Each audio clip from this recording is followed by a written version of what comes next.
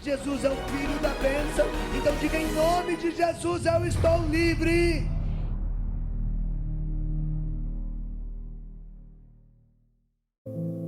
No ano da morte do rei Uzias, eu vi o Senhor sentado num trono muito elevado. As franjas do seu manto enchiam o templo. Os serafins se mantinham junto dele. Cada um deles tinha 6 asas. Com um par de asas velavam a face, com outro cobriam os pés, e com o terceiro voavam.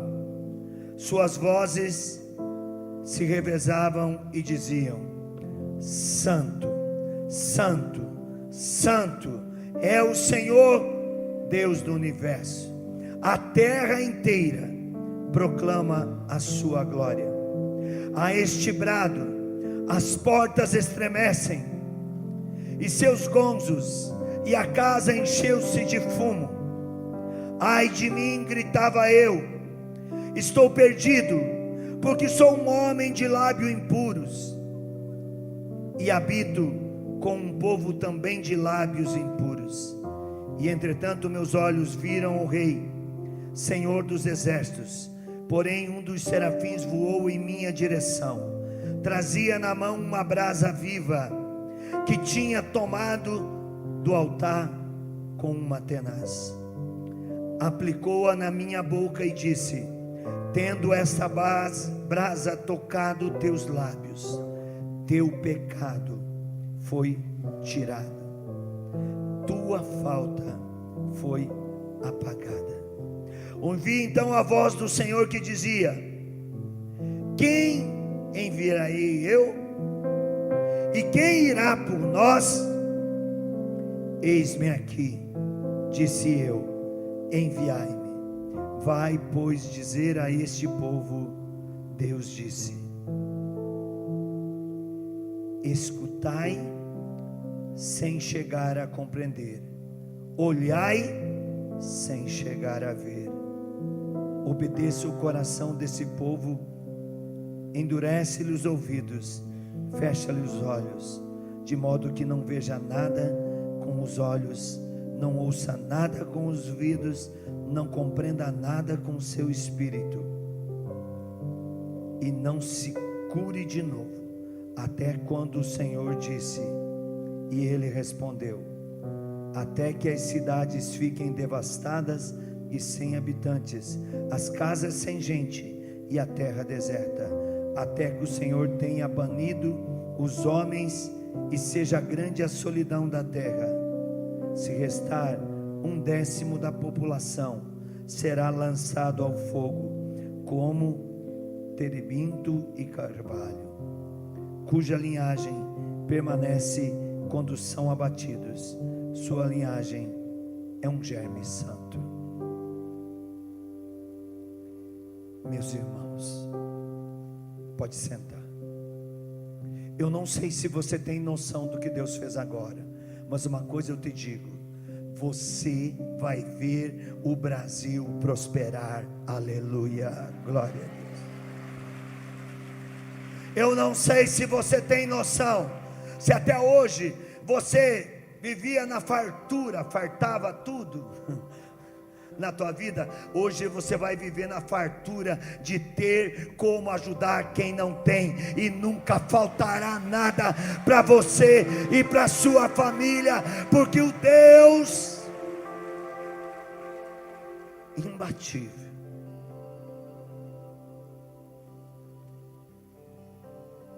te libertou, te libertou, te libertou, te libertou.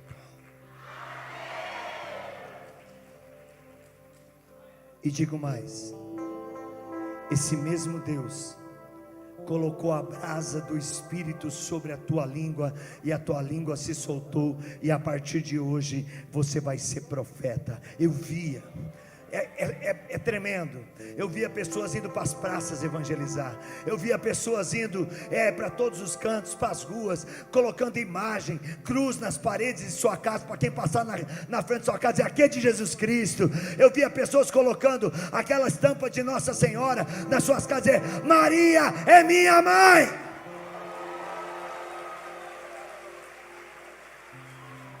Um dia,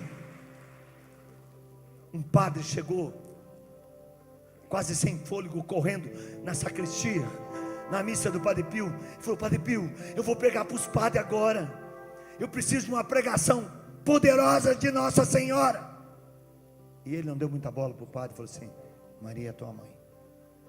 E o padre: Padre Pio, você não está entendendo, é agora, não tem tempo para perder não, me dá um tema poderoso. Maria é tua mãe. Mas Padre Pio, quero uma pregação. Eu já te disse, não tem nada mais poderoso do que dizer para o mundo: eu tenho uma mãe, Maria é minha mãe. E o padre falou: entendi. E ele foi para os padres e disse assim: eu tenho algo sobrenatural de Maria falar para vocês. Maria é tua mãe, padre. Eu tenho algo poderoso para falar para você. Você tem uma mãe humana fantástica, mas você tem uma mãe que é a mãe de Deus, que é Nossa Senhora, que nem todas as mães da terra juntas pode fazer o que ela pode fazer por você. Invoque ela. Ela não tem poder de fazer nada, ela não é deusa, mas ela tem uma onipotência suplicante, que quando ela ergue a mão, o céu se abre e o inferno afunda. Você precisa usar esse poder. Mais que isso, ela é mãe dos anjos, rainha dos anjos. Se Nossa Senhora fazer assim, ó, Miguel se ajoelha, com todo o poder que ele tem. Se juntar, meus irmãos, o poder de intercessão de todos os padres, pastores, pregadores, leigos, cristãos do mundo todo, juntos num mesmo ato profético, não dá nada perto de um dedinho de Nossa Senhora dizendo: meu filho, atenda. Mulher, não é chegada a minha hora, façam tudo o que ele vos disser.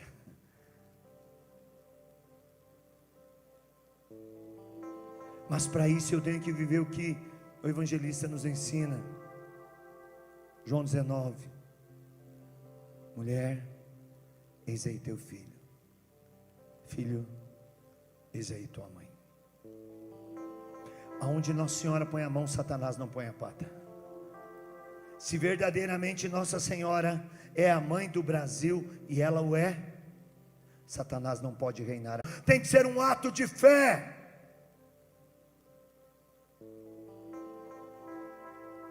Tem que ser um ato de fé. E nós estamos cegos. Se nós soubéssemos o poder do rosário. O rosário é uma artilharia pesada a destruir o inferno a cada Ave Maria que a gente reza. Um grande santo da igreja, São Gregório Nazianzeno, ele disse que em mais de 1000 sermões que ele fez, ele nunca tocou tão profundamente na vida das pessoas como tocou a cada Ave Maria que ele rezava. Ele disse que uma Ave Maria valia mais que todos os sermões que ele tinha feito na vida dele. São Luís Maria Montfort vai dizer que Deus juntou todas as águas e chamou de mar, juntou todas as graças e chamou de Maria.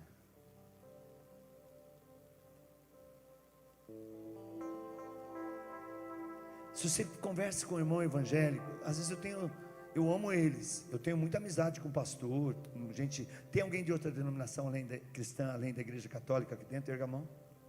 Se tiver, seja bem-vindo, bem-vinda. Essa é a tua casa, a igreja é a tua casa, a casa de Maria é a tua casa, a casa da Eucaristia, a casa do pão é a tua casa, é a casa de Belém, é a casa dos filhos e filhas do céu. Mas eu fico pensando assim, os nossos irmãos evangélicos, quando eles estão você passa por perto de um irmão, vai assim: corre, que o terremoto está chegando. Ele: Virgem Maria.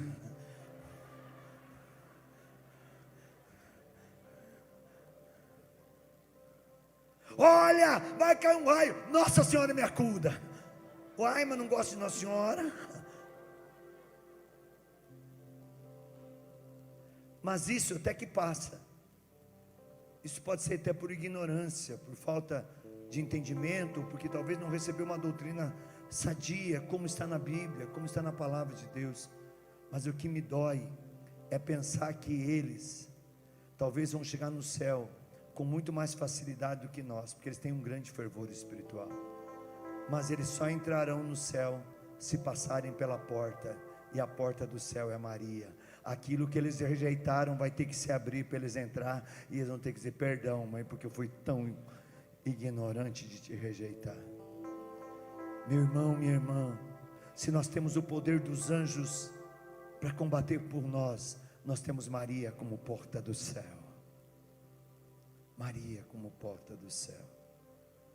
Maria tem virtudes que ninguém tem: filha amada, predileta, imaculada, sem pecado. Sem pecado. Maria é o único ser humano que não cometeu pecado. Jesus encarnou, é Deus, é diferente. É diferente. Falar que Jesus não cometeu pecado, até uma criança que nunca foi na catequese, é verdade. Ele não pode, porque é Deus, como é que Deus vai cometer pecado?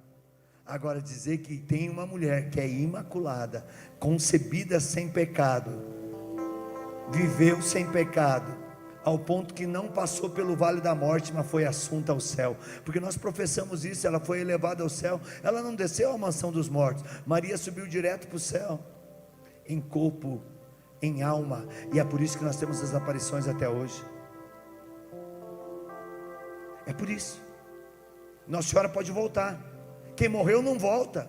Se eu disser que alguém que morreu voltou, eu estou vivendo uma doutrina contrária à igreja católica. Agora Maria pode aparecer, Maria pode estar, e ela está aqui. E eu estou vendo Nossa Senhora vestida com um manto dourado, é a Nossa Senhora do Apocalipse. E ela disse assim para mim, na hora do almoço, a hora que eu dormi e sonhei, mas não era um sonho, era uma profecia. Ela disse assim: sou Nossa Senhora do Apocalipse, estou aqui com o meu guerreiro São Miguel, preparando os soldados da última batalha, que são vocês que estão nesse encontro.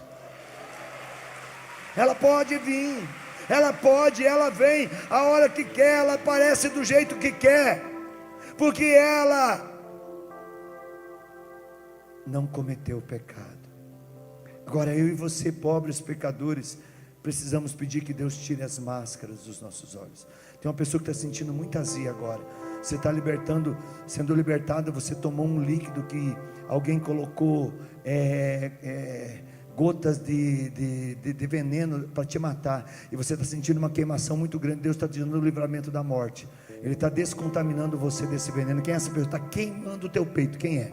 Pode levantar em nome de Jesus. Essa pessoa está curada, livre desse veneno que te deram numa bebida que você tomou. Pode se levantar. Teu peito estava queimando, garganta queimando, aquele refluxo. Pode lá onde que está, não estou vendo. Você está curado em nome de Jesus. Tem mais alguém? Eu tenho um homem também. Eu vi um homem, é como se você tivesse tendo diarreia quase que frequente, assim. O alimento não parava mais no seu estômago. Também foi uma contaminação desse homem.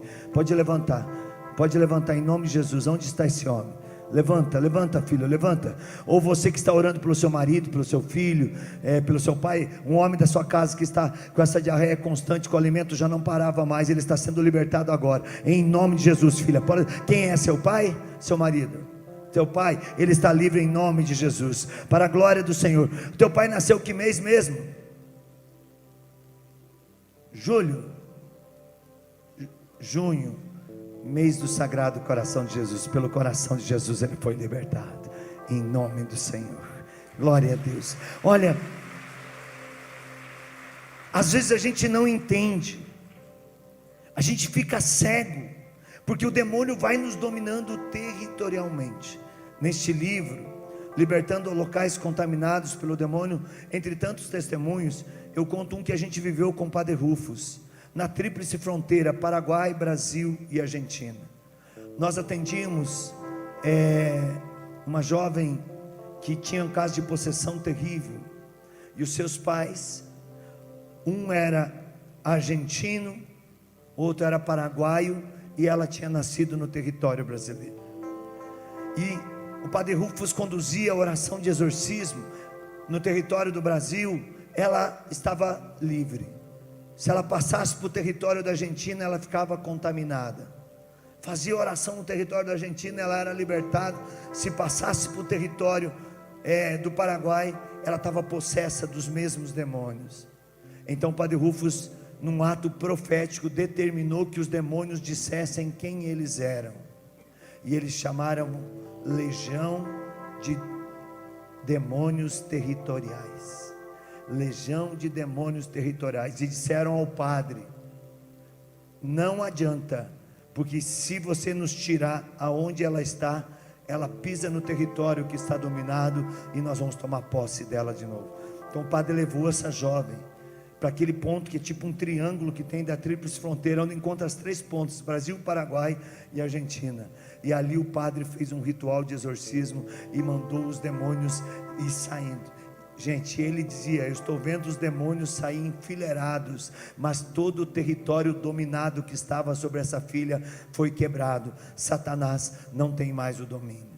E ele pediu que Miguel, Gabriel e Rafael ficassem nos 3 territórios, para que essas legiões nunca mais voltassem. Nunca mais a menina teve nenhum caso de possessão. Muitas vezes a gente luta contra o demônio da cachaça, a gente luta contra o demônio da droga, luta contra o demônio de uma sexualidade desordenada, luta contra o demônio da crise financeira, da destruição da vida conjugal, da desagregação da família, luta contra o demônio de tantas doenças que vão assolando a nossa vida. Mas a gente esquece de fazer o combate de quebra de território do demônio. O demônio nos domina em 4 lugares importantes. Ele nos domina pela nossa genealogia. Depois ele nos domina por causa das maldições, das desgraças feitas na cidade aonde a gente nasceu. Cidade, distrito, município, na região onde a gente nasceu. Depois ele nos domina pelas maldições adquiridas pela nação que a gente nasceu, pelos rituais, pactos que fizeram. E o demônio também nos domina por causa do nosso pecado, das brechas do pecado que a gente vai deixando. Essas 3 áreas são fatais, e para dominar essas 3 áreas, o demônio sempre vai agir na mente humana. Ele começa pela mente. São 7 áreas que o demônio age para tornar a gente prisioneiro: mente, olhos, ouvidos, boca, coração, mãos e pés. São sempre as áreas. Mas a minha sexualidade é desordenada. Ele entrou pela tua mente, foi no teu coração, dominou teus sentimentos, e a tua sexualidade está prisioneira. Precisa quebrar esse domínio territorial. Mas o demônio não está na minha mente, eu me sinto bem, eu sou livre, mas eu vivo uma miséria financeira. Ele entrou pela tua mente, ou entrou pelos seus olhos, ou pela sua boca, que vive falando mentira, ou palavrões, ou falando coisas que não se deve falar. Ele dominou os sentimentos do seu coração. Ele entrou pelas suas mãos, de querer pegar o que não é teu, tocar onde não é para tocar. Ele te pegou pelos pés, que te levaram para longe da igreja, para longe do sacrário, do confessionário. Sempre. Por isso nós vamos fazer a oração de quebra de ação do demônio nas áreas que nós chamamos de domínio territorial. E aqui nesse livro, Libertando Locais Contaminados, com o Padre Duarte Lara, Frei Josué, Padre Antônio Irineu, Padre Michele Vassalo, Padre Vincenzo, e Padre Anderson Guerra, e tantos outros padres exorcistas que nos ajudaram. Aqui a gente traz um combate de como quebrar todo esse território dominado por Satanás. E quando a gente começa a trabalhar nessas áreas, quebra toda a maldição. Irmãos, a Bíblia diz no livro de Provérbios que quando você não quebra uma maldição, ela se estende até a terceira geração. Em outros livros fala até a 10ª geração. E não quebrada, ela vai se multiplicando. Mas terceira até 10ª. Mas a Bíblia também diz: quando você quebra a maldição e você recebe a bênção, até a tua 1000ª geração é abençoada. Desejemos a bênção. Muito mais potente do que uma maldição, do que um ritual satânico, é a bênção de Deus. São Tomás de Aquino, por sua vez, vai dizer que o demônio se contenta, e é por isso que a gente vê muitas autoridades hoje, autoridades mundiais, escravas do demônio, porque fazem, você vê muitos atletas, muitos atores, cantores, que se tornam famosos porque fazem rituais satânicos, pactos demoníacos, para ter fama do mundo. E São Tomás diz que o demônio se contenta quando se faz a ele ritual com sangue de animais, ou até mesmo de uma maneira demoníaca, extremamente satânica, com sangue de ser humano. Você sabe por que o comunismo quer patrocinar a pobreza? Vocês já descobriram por que ou não? Porque a pessoa se torna indigente, a pessoa vai morar em rua, vai morar numa cracolândia, vai morar num prostíbulo, e aí esses comunistas demoníacos vão lá, pegam essas pessoas que não tem mais ninguém por elas, tiram a vida delas e oferecem o sangue dessas pessoas, que vale o sangue de Cristo, oferecem como ritual a Satanás. Você sabe por que eles querem o Brasil? Por que o comunismo quer o Brasil? Por que eles querem a lei de aborto no Brasil? Por que eles querem essas ideologias de gênero, de desagregação da família? Esse socialismo que devia se chamar satanismo aqui no Brasil. Vocês sabem por quê?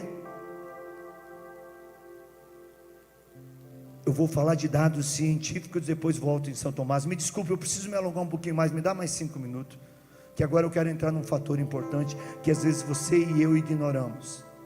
Dados científicos. Olhe para minha mão. A cada 5 pessoas no mundo, a cada 5 pratos de comida que vai na mesa das pessoas do mundo todo, 4 pratos a comida sai do Brasil.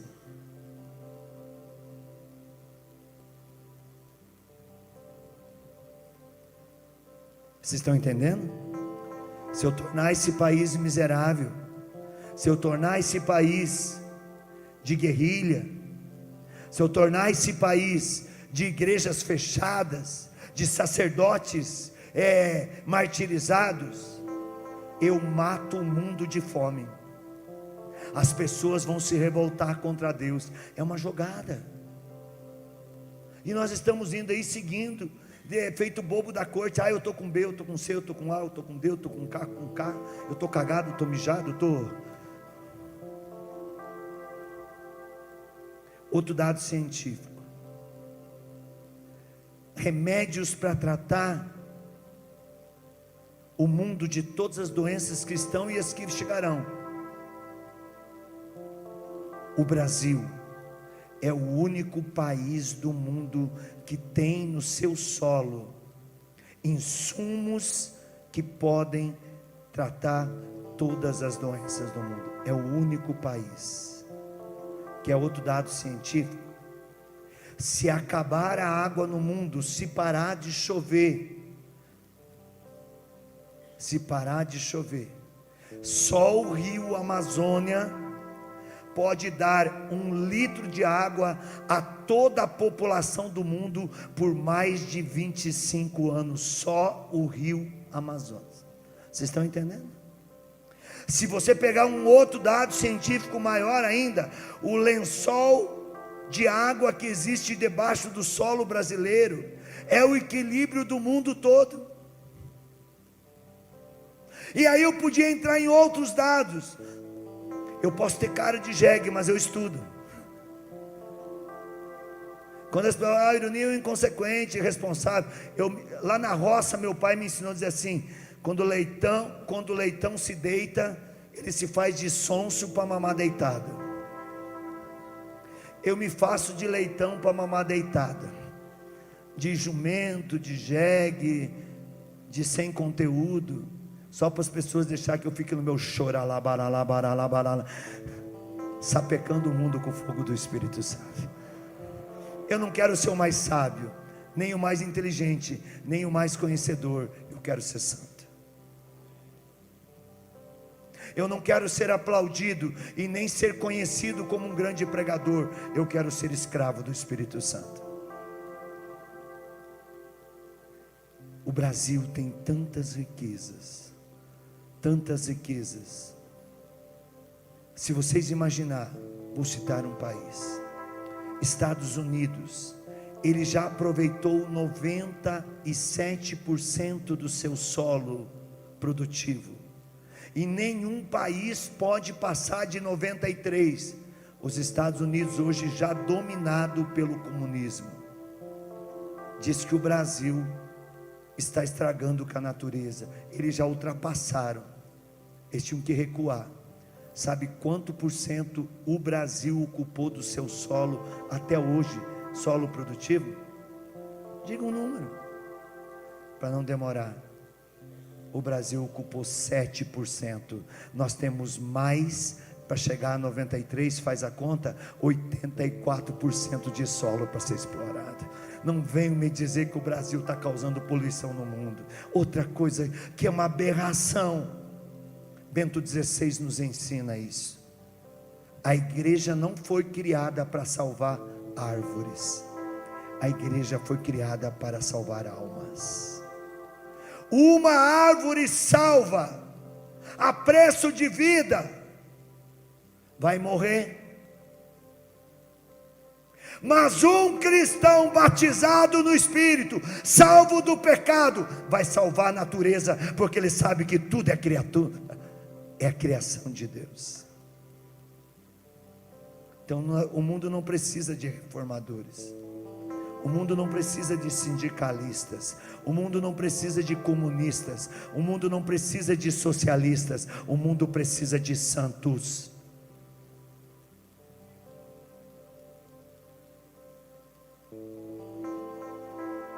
E digo mais, para a gente encerrar, para rezar mesmo, que o Rei da Glória quer chegar nesse lugar. Desperta tu que dormes. Lá no Antigo Testamento, no livro de Reis, capítulo 6, vocês vão rezar isso depois em casa. Ou melhor, capítulo 6, versículo de 15 a 17, eu até vou ler. Eliseu estava sendo massacrado pelo rei da Síria, e todo mundo que estava com Eliseu começou a fugir, até os servos mais próximos. Leia, eu vou ler depois para você. E Eliseu, vendo que a morte esperava, porque ele não tinha mais ninguém, e o exército sírio que vinha era um exército muito grande, Eliseu ergueu as mãos para o céu e falou assim: Senhor, manda os anjos, para que o meu servo possa enxergar aquilo que eu estou vendo. E o que Eliseu enxergava? Ele enxergava um exército de anjos, com carros, com cavaleiros, milhares de vezes mais potente do que o exército da Síria. E no instante que Eliseu fez essa oração, o servo dele começou a enxergar e começou a gritar: o céu veio em nossa defesa, os anjos vão nos defender. E Eliseu humildemente disse: Senhor, já que meus servos estão vendo o que eu estou vendo, agora cega o exército inimigo, para que ele não toque em nenhum dos meus servos. Sabe o que aconteceu? O exército mudou de direção, foi para a terra inimiga e morreu pelo próprio inimigo, o inimigo matando o inimigo. Eu estou pedindo, olha, que esses socialistas, esses comunistas, esses satanistas sejam cegados, sejam agora eles mesmos destruídos pelo próprio veneno deles, mas que os cristãos enxerguem que nesse território tem Rafael que defende, tem a Virgem Maria, tem homens e mulheres de fé, tem guerreiros e guerreiras valentes, e que ninguém vai destruir a nossa fé. Eu vou ler só o texto para a gente rezar. Na manhã seguinte, o homem de Deus, saindo fora, viu o exército que cercava a cidade com cavalos e carros. Seu servo disse: aí, meu senhor, que vamos fazer agora? Não temas, respondeu Eliseu. Os que estão conosco são mais numerosos do que os que estão com eles.